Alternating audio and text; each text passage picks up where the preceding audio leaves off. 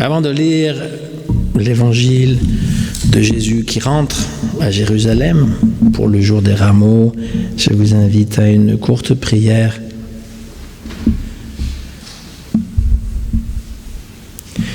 Dieu mon Seigneur, tu m'as donné le langage d'un homme qui se laisse instruire pour que je sache à mon tour réconforter celui qui n'en peut plus. La parole me réveille chaque matin elle me réveille pour que j'écoute comme celui qui se laisse instruire. Le Seigneur m'a ouvert l'oreille et moi je ne me suis pas révolté, je ne me suis pas dérobé. Envoie sur nous ton Esprit Saint pour que cette parole qui est dite par tes envoyés puisse germer en notre cœur. Amen. Donc nous lirons l'évangile de Luc, chapitre 13, c'est 28 à 38.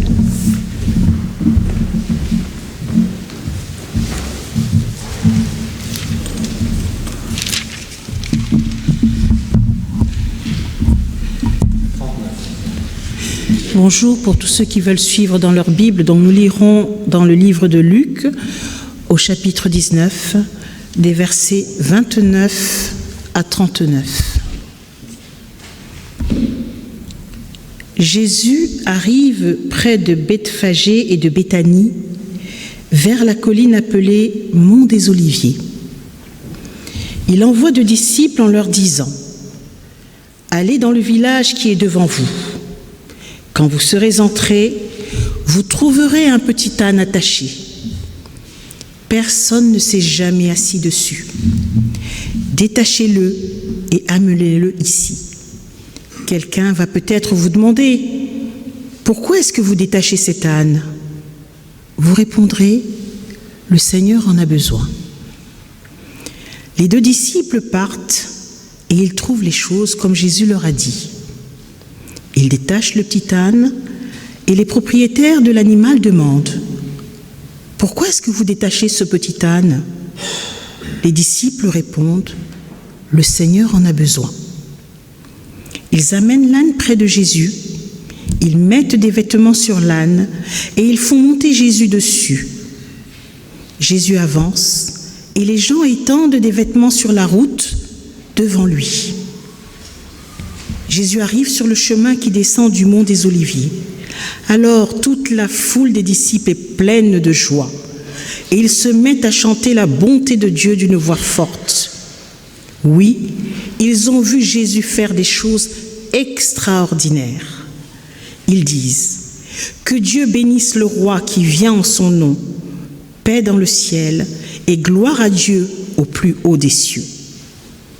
Quelques pharisiens sont dans la foule. Ils disent à Jésus : Maître, fais taire tes disciples. Jésus répond : je vous le dis, si eux se taisent, les pierres crieront.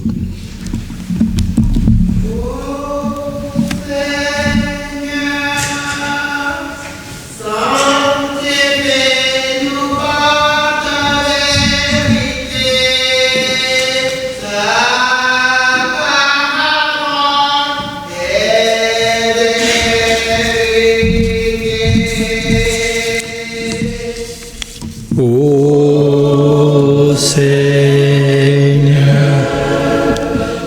sanctifie-nous par ta vérité.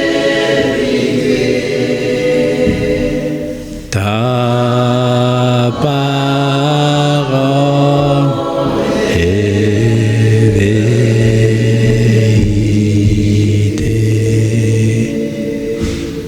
Alors il y a des textes que nous lisons régulièrement dans l'année liturgique, et ça, c'est un des textes parmi les évangiles de Jésus qui rentre à Jérusalem. Et donc c'est juste avant l'ascension, comme on dit, c'est-à-dire son arrestation et puis sa mort sur la croix. Et donc juste quelques remarques.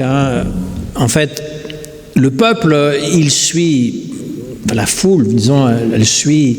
Il suffit qu'il y ait une personne qui est assez enthousiaste et les gens vont le suivre.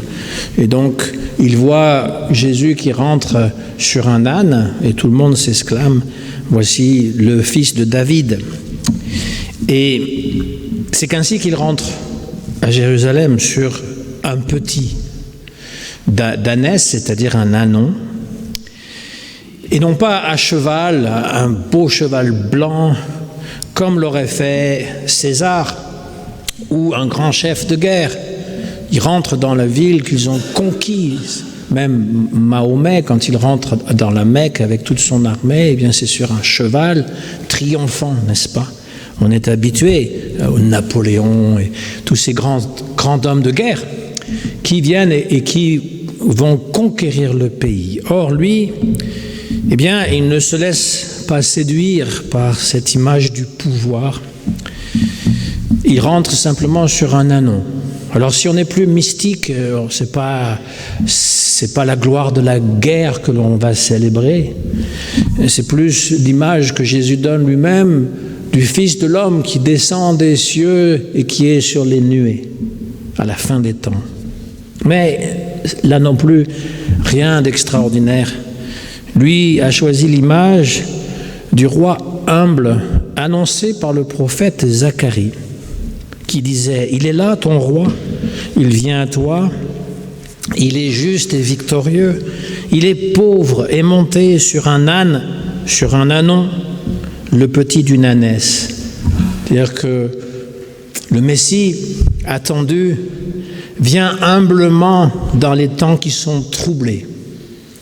Il peut venir également en triomphateur quand tout va bien, mais il vient humblement dans les temps qui sont troublés ou qui sont troubles, où la politique et la religion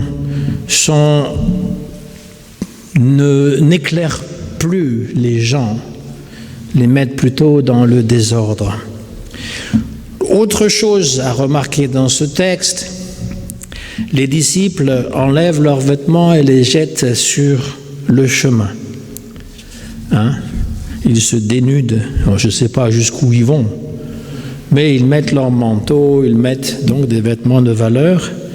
Et le vêtement dans la Bible ou même dans la société, c'est un symbole d'identité. On peut dire beaucoup de choses sur la façon qu'on s'habille. On a les uniformes. Les uniformes, eh bien, ça dit à quel ordre on appartient, que ce soit la police, les militaires, que ce soit les avocats ou les curés. Vous savez, il y a différentes robes et différents chapeaux. Les évêques, ils ont un chapeau pointu. Et même les pasteurs, ils ont une robe pastorale qui est une robe d'avocat, en fait. Et donc, ça dit l'identité. Mais la façon de s'habiller aussi, si on est habillé très chic, n'est-ce pas, ça veut dire quelque chose.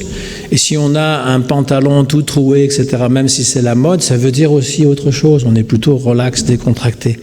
Les adolescents, ils accordent beaucoup d'importance à ce look extérieur. Donc se dénuder, enlever son vêtement, c'est se mettre, être au clair avec Dieu, c'est-à-dire, voilà, je ne porte pas d'habit, je ne me cache pas derrière un habit, je me présente tel que je suis, je me dépouille de mon identité sociale. Paul disait, revêtez-vous du Christ. Le baptême, c'est comme si on entrait dans le corps du Christ. Revêtez-vous du Christ, c'est-à-dire vous êtes une créature nouvelle. Et donc vous pouvez vous dénuder de tout cet ego qui fait que nous nous croyons intelligents, riches, célèbres, respectables. On peut se dépouiller de ça et accepter Christ tel qu'il est dans l'humilité. C'est pas pareil que l'humiliation. Si vous voulez humilier quelqu'un, vous le mettez tout nu. C'est ce que les Américains ont fait il n'y a pas très si longtemps, en 2011, au fameux port de le Guantanamo. Vous savez, à Cuba, il y a une base militaire américaine et ils ont mis des Irakiens, donc là, durant la guerre, On a pris du temps à le découvrir. Ils ont mis tout nu, ils ont promené avec des laisses comme des chiens. Ils ont fait toutes sortes de tortures. D'ailleurs, ça a été dénoncé. Tout le monde a oublié, évidemment. Mais ça a fait un scandale.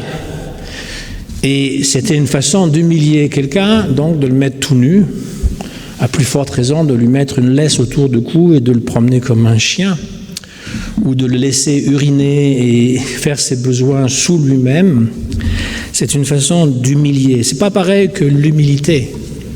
L'humilité, c'est pas de s'humilier soi-même non plus. C'est pas justement d'accepter que les gens se moquent de nous.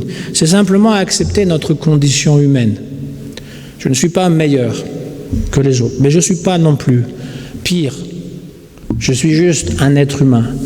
Et je suis un être humain qui est aimé de Dieu tel que je suis, avec mes qualités et mes défauts. L'Évangile pourrait se résumer à cela. C'est vrai. Je trouve que le christianisme met beaucoup trop d'accent sur la mort de Jésus comme un événement qui est rédempteur, qui va nous sauver de tous les péchés. Mais son évangile, celui qu'il prononce, celui qu'il parle, est très parlant en fait. Il dit que vous êtes acceptés quelle que soit votre condition. Avant même qu'il y ait les droits de l'homme, en 1789, eh bien, Jésus, 2000 ans avant, avait déjà dit que tous les êtres humains naissent égaux en droit et en liberté, qu'on ne peut pas discriminer quelqu'un par rapport à son sexe. Il ne parlait pas de religion, mais disons qu'il acceptait tout le monde, puisqu'il acceptait les Romains également, les enfants, les femmes qui étaient exclues. Que dire aussi des lépreux et de tous les autres? L'Évangile, c'est ça, on l'oublie trop souvent. On oublie que son message est parlant. Et justement, en parlant de paroles, lorsque les disciples sont en train de louer Jésus en disant « Voici le fils de David, Hosanna au plus haut des cieux », les pharisiens, les scribes du temple disent « Faites taire vos disciples ». Jésus répond « Si ce sont eux qui se taisent, ce sont les pierres elles-mêmes qui vont crier ». Et voilà une parole très forte. Ça fait allusion à la chute de la ville de Jérusalem. Il ne restera pas une seule pierre qui tiendra debout, a dit déjà Jésus. Tout sera détruit. Elles vont crier pour vous. Elles vont crier la fin du temple que vous avez érigé pour Dieu. Mais elles crient aussi parce que c'est un cri de toute la création. Il y a une autre parole de Paul qui est très belle en disant que toute la création attend ce moment de la résurrection, du salut final.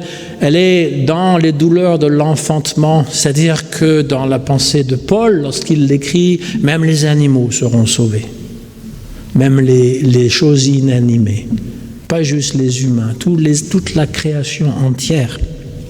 Cette humilité de Jésus qui rentre sur un anon pour annoncer le salut universel, la dignité de chaque être humain, eh bien, il la témoigne aussi dans cet hymne qu'on a lu tout à l'heure, l'hymne aux Philippiens, le Christ Jésus, lui qui était dans la condition de Dieu, n'a pas jugé bon de revendiquer son droit d'être traité à l'égal de Dieu. Il est l'égal de Dieu, il a jugé qu'il n'était pas bon qu'on puisse le vénérer comme un Dieu.